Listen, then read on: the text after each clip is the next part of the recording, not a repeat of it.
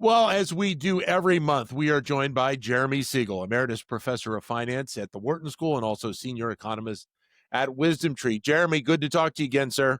It's very good to talk to you too, Dan.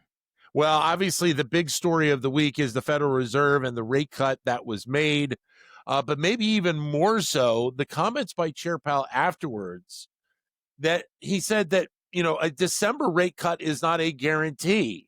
Give us your thoughts on that.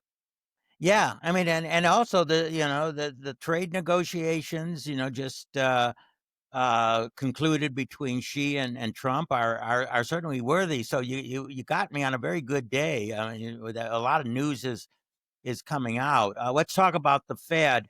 Yeah, I mean, there's no question that Powell's comments about we're not sure at all about the December meeting, and then emphasize far from it. Yeah. He said, I mean, uh, one has to remember that Chair Powell, more than any other chair that I can recall, and is very sensitive about preparing markets for whatever the Fed is doing. And Right. particularly if he believes the markets are heading in one direction that is not a sure thing or not what he intends, he's going to correct that. Now, this was very early. The odds looked like, was 70, 80, 90% that he would cut. And I guess because of the discussion, he thinks it's more towards 50 now, and he wanted to correct it right away. And Right. that's what he did. He pushed those odds closer to 50-50. And, the truth of it is, they don't know what they're going to do until they see what's going to happen the next 6 weeks. And these are very, very important 6 weeks because, the December 10th meeting does end 2 weeks before Christmas, but we will have a lot of data about how people are spending. Are they reacting to the tariffs? Is there going to be some sticker shock um, among some of them and say, oh my God, I bought this last year for $10. Now it's $12 and I can't buy as much. And, we're going to have to see whether that's going to occur. And in addition, we're getting to see some layoffs. Are they AI related or not? Some from the big tech companies.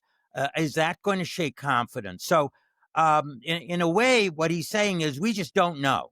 Right. Um, the good thing is if it does affect confidence negative and consumer spending is poor during the next 6 weeks until that December 10th meeting, then there's no question they'll lower it. In fact, if it's very poor, they'll probably could go down 50 basis points. Now, I don't expect that to happen. It's always possible.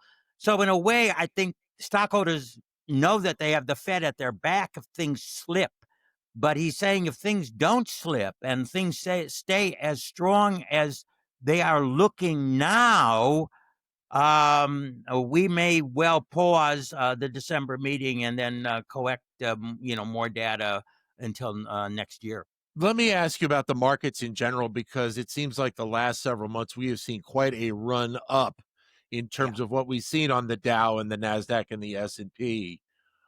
Seeing the dynamics that we have right now, are you leaning towards the potential of that run continuing, or is there a dynamic out there where you say, okay, maybe we do have not a full-on correction, but at least we pull back a little bit? Yeah, well, I think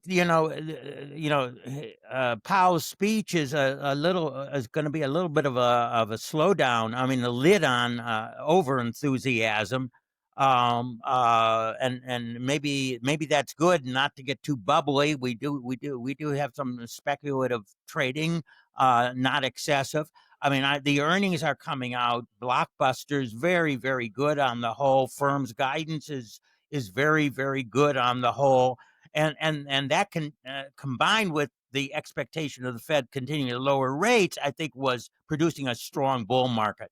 Now, with the expectation of further rate cuts muted, I think that puts a dent, but not a fatal blow to the bull Yeah. market. I think we can still see gains over the next 2 months.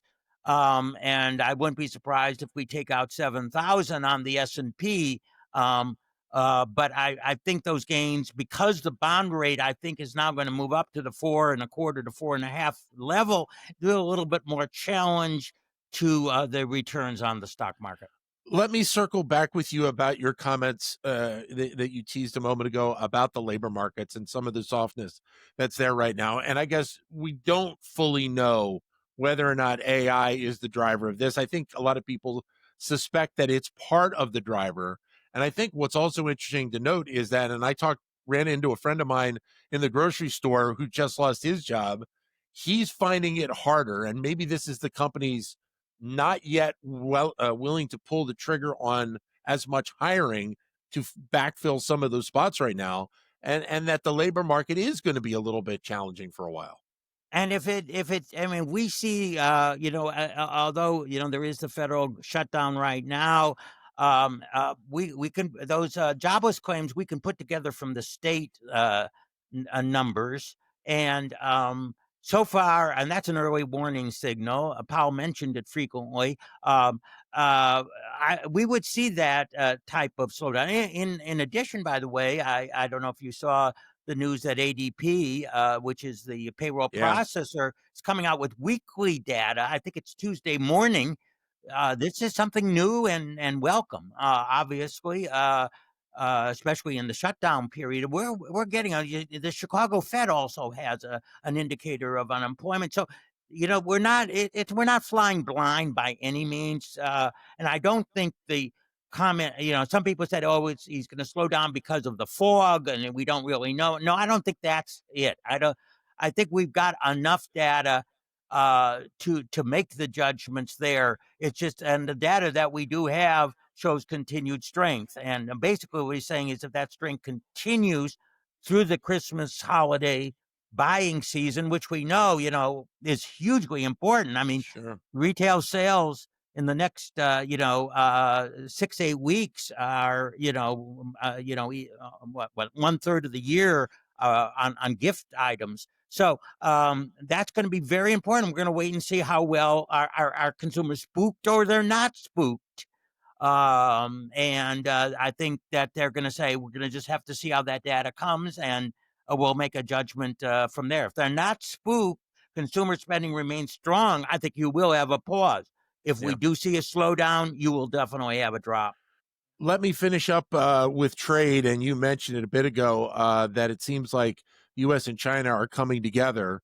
I think it's been mentioned by you and by others how important getting a deal done with China is when you think about the overall potential growth of the economy. When you think about those two countries being the most two influential out there in terms of trade and business.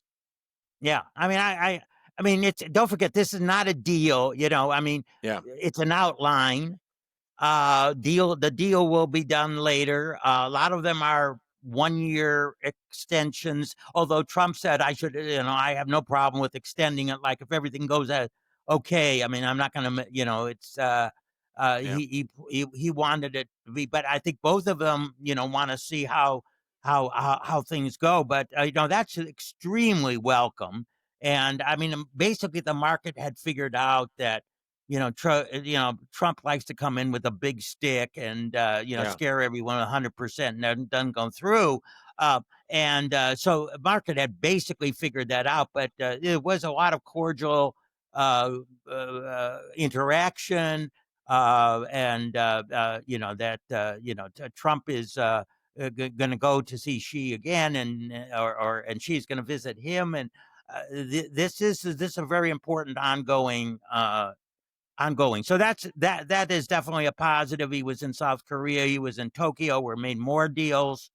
He wants to wrap up the deals, and it's resulting in a far lower effective tariff than all of Yeah. us feared from April. And that's one reason why the inflation bump has been really minor so far. Jeremy, always great to get your thoughts and your insights. We will catch up with you again next month. All the best. Okay, thank you very much, John.